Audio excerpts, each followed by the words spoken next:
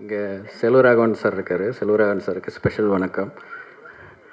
கஸ்தூரி ராஜா sir, Vijayalakshmi ma'am வணக்கம். வணக்கம். மேடையில் இருக்கிற பெரியோர்கள் அனைவருக்கும் வணக்கம். இந்த படம் நிலவுக்கு என்மேல் என்னடி கோபம், ஒரு அழகான ஒரு கவிதை மாதிரி ஒரு டைட்டில் வச்சுருக்காங்க. ஃபஸ்ட் அதுக்கே வாழ்த்துக்கள். அண்ட் இந்த படத்தோட ஃபஸ்ட் டே ஷூட் அன்றைக்கி நான் வந்து தனுஷ் சாரை மீட் பண்ணேன். அது வந்து December 11th, 2023. இன்றைக்கி வந்து இஃப் ஐம் ரைட், ஸ்ரேயாஸ் தான் தெரியும் டேட்டு கரெக்டானு தெரில.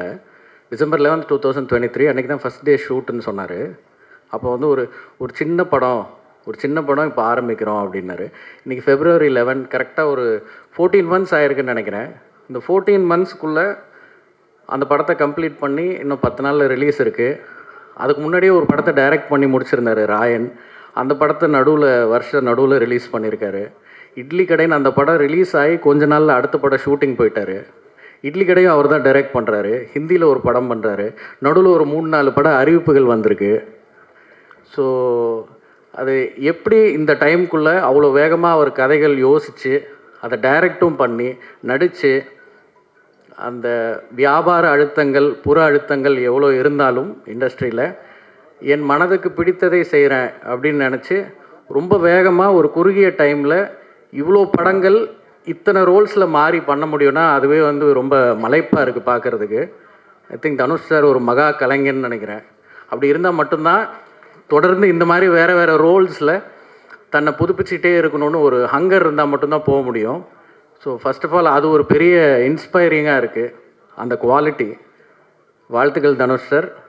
அண்ட் இந்த படத்தில் நிறைய புது டேலண்ட்ஸ் அறிமுகப்படுத்தியிருக்காங்க. எஸ்ஜே சூர்யா சார் சொன்ன மாதிரி உண்மையிலேயே அந்த நிலை இருக்குது. ஸோ நிறைய புது ஆக்டர்ஸ் இண்டஸ்ட்ரிக்குள்ளே வர்றது வந்து ரொம்ப நல்ல விஷயம். அண்ட் இந்த ட்ரெய்லர் வந்து ரொம்ப இன்ட்ரெஸ்டிங்காக இருந்தது. ஜிவி ப்ரோ வந்து எனக்கு இந்த கோல்டன் ஸ்பேரோ பாட்டை கம்போஸ் பண்ணி முடிச்சுட்டு லான்ச் ஆக போகிறதுக்கு ஒரு நாள் முன்னாடி ப்ளே பண்ணி காமிச்சாருன்னு நினைக்கிறேன். அப்போவே அந்த சிங்கர் பற்றி சொல்லிகிட்டு இருந்தார், Subhalashini, if I'm right. And ரொம்ப அப்போவே கேட்சியாக இருந்தது. சின்ன குழந்தைங்களுக்கு கூட ரொம்ப பிடிச்சிருக்கு இந்த பாட்டு. அண்ட் மியூசிக் ட்ரெய்லர்லேயும் சரி, கண்டிப்பாக அன்டவுட்லி படத்தோட பிஜிஎம்மும் ரொம்ப சிறப்பாக வந்திருக்கும். ஜிவி பிரகாஷ் ப்ரோக்கும் பெரிய வெற்றிக்கு வாழ்த்துக்கள். அண்ட் இந்த படத்தில் நடிச்சிருக்கிற அனைத்து நடிகர்களுக்கும் தொழில்நுட்ப கலைஞர்களுக்கும் இந்த படம் மாபெரும் வெற்றி அமையணும்னு வாழ்த்துறேன். அண்ட் தனுஷரோட 3வது டிரெக்டோரியல் இதுவும் வழக்கம் போல் ஒரு பெரிய வெற்றி படமாக இருக்குங்கிறதுல சந்தேகமே இல்லை. வாழ்த்துக்கள் அனைவருக்கும். தேங்க்யூ.